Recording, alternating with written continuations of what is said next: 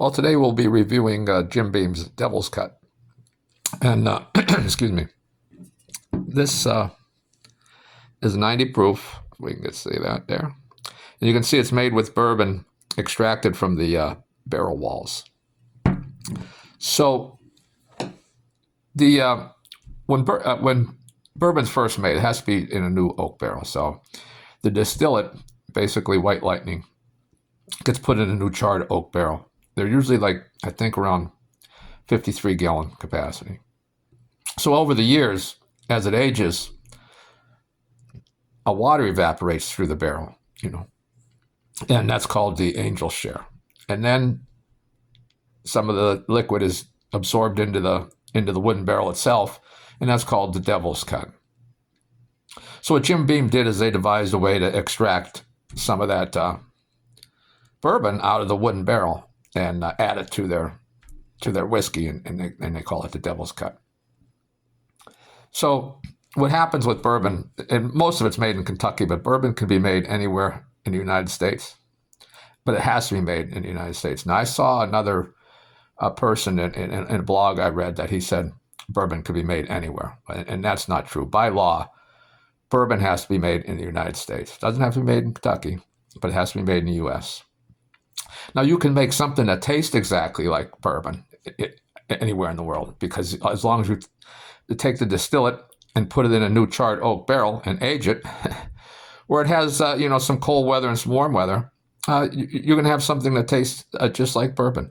But it can't be called bourbon, because that's a law. It's the federal government here passed that law, so nobody else calls it. They can call it whiskey, which it is, just as bourbon is whiskey. So it has to be that. So now, over the winters, the bourbon gets sucked out of the wood. Then in the hot summers, it expands and it gets pushed into the wood. And over the years, and it's a time frame that in and out of that wood is where you get all the flavors and the colors. So you would expect this to be a darker bourbon, and it's not real dark, but it is darker than like a Jim Beam White or even Jim Beam Extra Aged. So it does have a little darkness. Now, I had this many years ago, and I haven't had it since. So, this is going to be a refresher for me. Now, I did drink some of this, as you can see. So it's not a total refresher, but I'm really going to get in depth now instead of just sipping on it. So, as you would think, you can get that wood, the charred wood, coming out on the nose. You got to look behind that on the nose, and you'll get the caramel, and you get some dark fruits.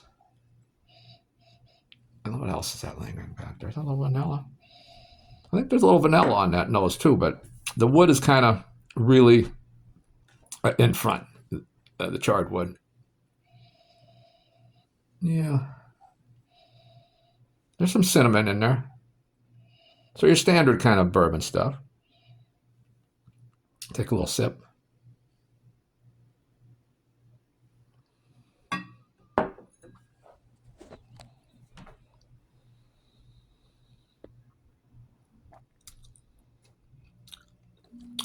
Boy, right away I got some sweetness that's really came on strong and then just dissipated.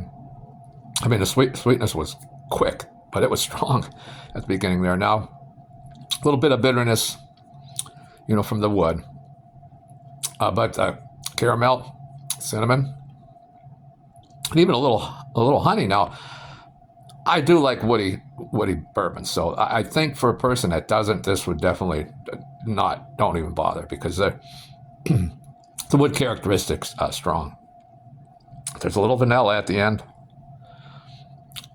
Finish is decent. I wouldn't call it a long finish.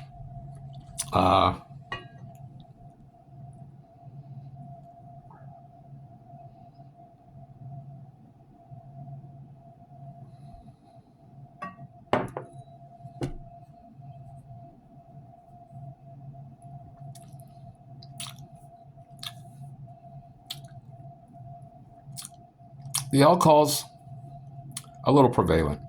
not horrible, not bad, but it's a little, I would say a little alcohol-y for a 90 proof. But that doesn't bother me. It doesn't detract from the bourbon at all. But if you don't like that alcohol flavor, it also would be maybe a detraction for you. Yeah, the wood's strong on this one. But the caramel's coming through, and little vanilla, little cinnamon. The wood again is the strong point here.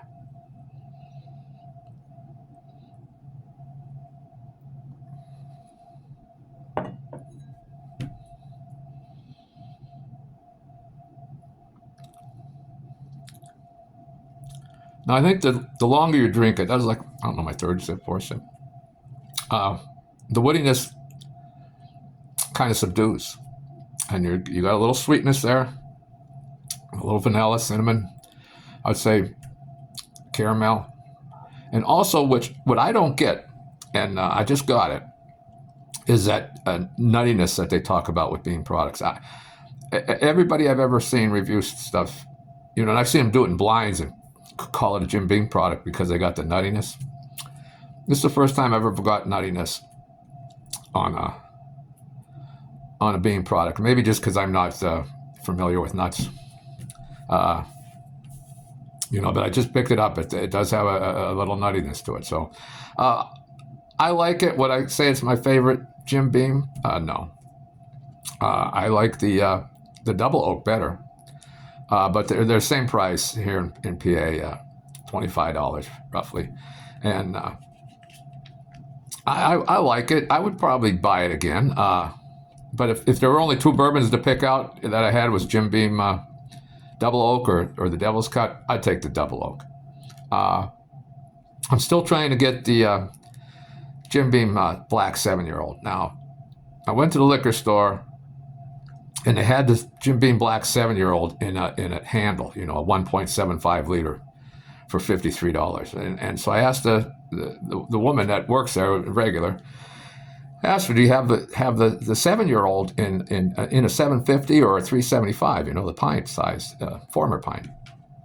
And she said, no, all we have it in is that right now. And then the manager up in his high booth there says, they're the same bourbon. The Jim Beam Extra Age Black and the 7-year-old, the same thing. All they did was bring out a new label. And I told him, no, they didn't. It's got a 7-year age. It's the same. All they did was bring out a new label. And then I thought, well, I'm not going to argue with the guy. I said, you know what? I know bourbon. This is not the same bourbon. And then, so I bought this. And I'm leaving him, and I hear him say to, like almost under his breath, but I knew I shouldn't have put that next to each other because people are going to confuse it and not know they're the same bourbon. All it is a new label. And, I was just steaming. So I left, and I went grocery shopping. I'm coming back, and it just bothered me, irked me. So I had to go back in, and I looked for him, and I couldn't find him. But I found another employee, and I say, well, can you tell this guy, here's the Jim Beam Black Extra Aged. It's 86 proof. It's always been 86 proof. Now, back in like 2015, 2016, it used to have an age statement, of 8-year age statement, but it was 86 proof then.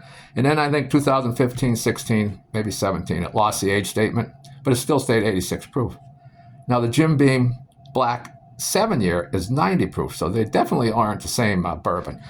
But I think what's going on, and I don't want to go all driving around. I'll try a different liquor store next time I go out to see maybe if they have it. But I think maybe what the stores are going to do is when they run out of the 750s, they're going to sell out of the 750s of the extra aged, and until then they'll just sell the handles of the 7-year.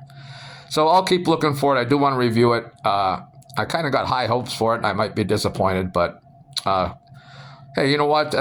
Subscribe, comment, like. I'll keep doing the videos, and I'll keep educating myself and maybe educating you slightly, or at least possibly entertaining you in some way. So that's it for today. Until next time, thank you.